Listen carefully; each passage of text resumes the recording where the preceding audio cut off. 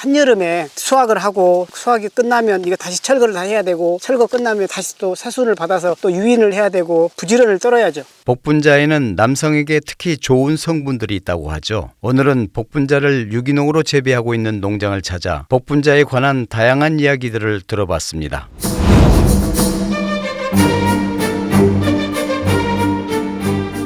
안녕하십니까. 하늘재 농원 대표 전평구라고 합니다. 직장생활 잠깐 하다가 좀 일찍 귀농했습니다. 원목 표고 농사를 한 20년 정도 짓다가 지금은 이제 유기농으로 포도하고 유기농 복분자를 키우고 있습니다. 현재 저희 농장은 1,800평 정도 규모고요. 중에 복분자가 한 900평 정도, 그리고 나머지는 유기농 포도입니다. 저희 복분자의 특징이라고 하면 탄소순환 농법이라고 땅을 만들 때 유기질 재료를 넣어가지고 미생물과 유기질 재료가지고 토양을 한 1년 정도 만든 다음에 그 위에다가 작물을 심어서 가꾸는 방법이고요. 저희는 가축 분뇨 탭이나 일반 화학 비료를 전혀 사용하지 않습니다. 몸에 좋은 그런 먹거리를 만들기 위해서 많이 노력하고 있고요. 그리고 저희 하우스는 이제 천창이 저렇게 갭케어가 돼가지고 공기가 순환될 수 있게끔 해놓은 하우스라서 식물이 자랄 때도 가장 쾌적한 환경에서 자랄 수 있게끔 농장을 기본적으로 운영하고 있습니다.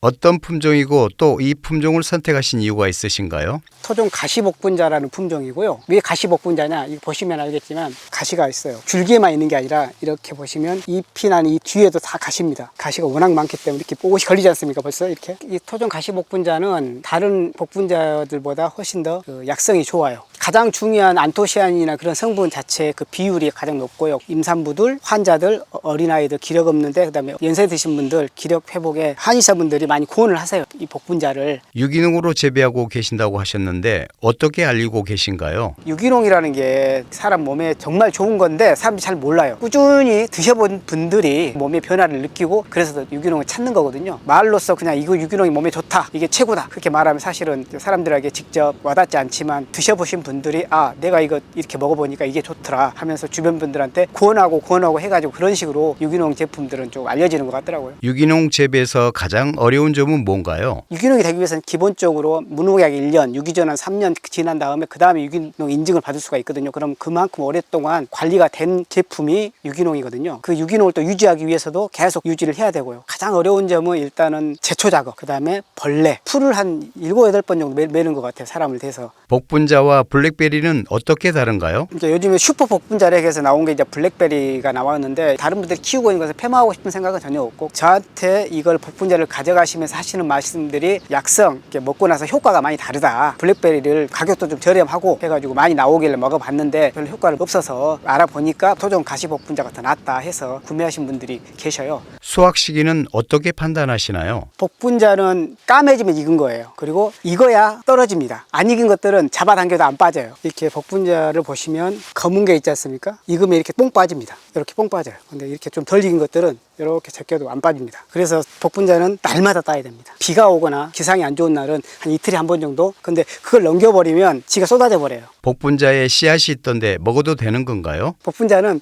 씨앗이 많은 게 단점인데 드셔도 되고 아니면 과즙만 드셔도 되고 드시기 좀 불편하다 생각하신 분들은 그냥 갈아서 드시기도 합니다. 일할 때 목마르면 따로 물을 안 먹고요. 이거 딴 걸 그냥 그대로 먹습니다. 유기농에 키웠기 때문에 하우스 안에서 원지 같은 게 전혀 없기 때문에 집에서 받으셔도 절대 씻지 마시고 그냥 드시면 됩니다. 새콤달콤하니 맛있습니다. 소비자들 반응은 어떤가요? 장기적으로 꾸준히 드시는 분들한테 제가 항상 드시고 효과는 어떠냐 여쭤보면 남자분들의 대부분 아침에 일어나서 좀 개운하고 힘이 좀 나는 것 같다 그렇게 말씀들을 많이 하십니다. 그리고 여자분들 같은 경우에는 피부 트러블도 좀 덜 나고 더 낫다고 말씀을 하십니다. 바닥에 깔려있는 이게 뭔가요? 어떤 역할을 하는지요? 두둑 위에 깔려있는 것은 발효된 왕겨고요. 이 고랑에 있는 것은 이제 풀 때문에 제초 매트를 깔아놓은 상태입니다. 그래서 이게 그냥 생 왕겨가 아니라 쌀겨와 같이 발효된 왕겨인데 이걸 깔므로써 일단 복분자에 영양을 공급하고요. 또 하나는 풀을 많이 억제시키는 효과가 또 있습니다. 그리고 수분도 어느 정도 잡아주는 효과도 있고 그래서 이걸 깔아놨습니다. 복분자가 물을 많이 필요로 한 작물이기도 하지만 물을 정말 싫어해요. 그래서 두둑을 최대한 높이 올려가지고 이렇게 키우고 있습니다. 복분자 품질을 좌우하는 가장 중요한 요인은 뭐라고 생각하세요? 저는 100% 땅이라고 생각합니다. 좀 더 새콤달콤한 것 같아요. 저희 자랑일지 모르겠지만 깔끔한 맛이라고 하나요? 모든 과일이 유기농으로 키워보면 그 과일이 가지고 있는 본연의 맛이 납니다. 단맛도 그냥 인위적인 단맛이 아니라 깔끔한 단맛. 다른 분들 많이 동의들 하시더라고요. 확실히 땅이 다르니까 과일의 맛이 다르구나. 그 부분을 좀 느꼈습니다. 복분자는 주로 어떻게 드시나요? 복분자는 과피가 굉장히 약해요. 약간만 충격을 받아도 터져가지고 중간에 가다가 이게 변질될 우려가 많습니다. 복분자가 발효가 굉장히 잘 돼요. 그래서 이제 보통 복분자는 수확을 해서 일주일 이상 냉동을 시켜가지고 포장해서 보내면 소비자께서 그걸 받으시면 소분해가지고 냉동실에 넣어놨다 드실 만큼만 꺼내서 드신 분도 계시고, 꺼내놓으면 한 5분이면 다 녹거든요. 금방 잘 녹아요. 그렇게 많이 드셔요. 생과는 어떻게 보관하는 게 좋을까요? 복분자는 6월 한 달 수확하는데요. 대부분 한 3주 정도, 그 정도 걸리거든요. 저희 같은 경우에는 생과를 따가지고 소포장해가지고 급속 냉동을 시킨 다음에 포장을 해서 택배로 보내는데, 소비자들은 녹여서 드시거나 플레인 요거트 같은데 섞어서 드시거나 생즙을 짜가지고 드신 분도 계시고 믹서기에 갈아서 드신 분도 계시는데 생과로 드시라고 가장 권하고 있습니다. 수확 시기가 끝나도 구매할 수 있나요? 네, 연중 판매를 합니다. 저희 농장은 6월에 한 달 수확해가지고 냉동 보관했다가 연중 판매를 합니다. 겨울에도 먹을 수 있고 5월 20일경까지 작년 복분자를 판매를 했습니다. 복분자는 어떻게 씻어야 하나요? 복분자는 그냥 녹여서 바로 드셔야지 씻으시면 안 됩니다. 복분자 같은 경우에는 과피가 약하고 연한 과일이라서 씻어서 먹을 수가 없습니다. 그래서 이제 키우는 환경이 되게 중요하고 생산 과정이 되게 중요하고 포장이나 그런 과정도 세밀하게 신경을 많이 써야 되거든요. 저희 복분자 같은 경우에는 저희가 하우스에서 재배한 이유 중에 가장 큰 것이 미세먼지나 이런 피산먼지들, 그런 외부 환경에 영향을 받지 않으려고 하우스 안에서 재배를 하고, 그리고 수확을 할 때도 안 좋은 것들은 다 버리면서 선별을 해서 수확을 하니까 드실 때는 그냥 편하게 해동해서 드시면 됩니다. 복분자주를 담그려면 보통 얼마나 필요한가요? 집에서 복분자주를 담그고 싶으시면 최소한 4kg 내지 5kg를 가지고 복분자주를 담그시면 한 1년 정도 드실 수 있는 복분자주가 나올 겁니다. 집에서 복분자주 담그는 방법 좀 알려주세요. 저희 집에서 담글 때 냉동된 걸로 담습니다. 왜냐하면 제가 바빠서 복분자를 수확할 때는 복분자주를 담을 시간이 없어요. 그래서 저도 복분자를 담을 때는 냉동실에 있는 거 꺼내가지고 충분히 녹여가지고 복분자가 상온이 될 때까지 놔뒀다가 그 복분자 무게의 10분의 1, 10%의 설탕이나 아니면 흑설탕 넣어서 주물러가지고 3일에서 4일, 이것은 한여름 기준인데요. 완전히 복분자가 발효돼서 녹습니다. 물처럼 되거든요. 그때 이제 술을 부으시면 되는데, 술은 10kg 기준으로 15병, 그 비율로 맞추시면 될 것 같습니다. 1.8리터짜리 15병인데요. 도수가 높은 술을 좋아하신다 하면 25도짜리로 부으시면 됩니다. 술을 부은 다음에는 최소한 100일 정도 지난 다음에 술을 체에 걸러서 보관을 한 최소한 1년 정도 하셔야 제대로 된 맛있는 복분자주를 드실 수 있습니다. 중간에 한 두 번씩 저어주셔야 돼요. 설탕은 꼭 넣어야 하는 건가요? 설탕을 안 넣으면 발효가 잘 안 돼요. 발효가 잘 되어야 맛있는 복분자가 되지, 대부분의 사람들이 복분자주를 잘못 담그는 방식이 발효를 안 시키고 바로 술을 부어버린 분들이 계셔요. 그러면 정말 맛이 없어요. 복분자가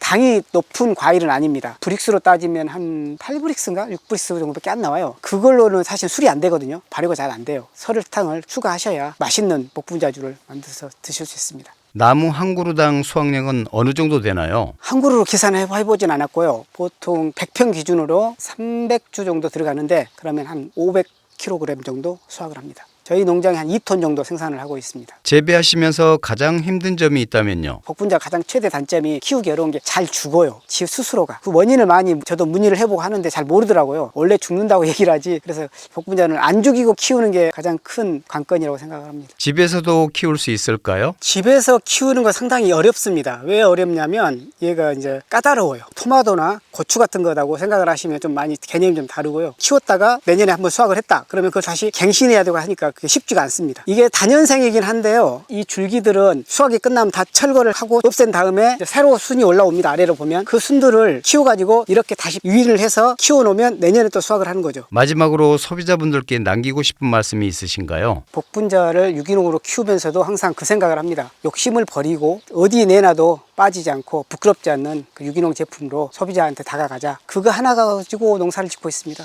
저희 복분자 많이 드시고 건강도 많이 찾으시고 그랬으면 좋겠습니다.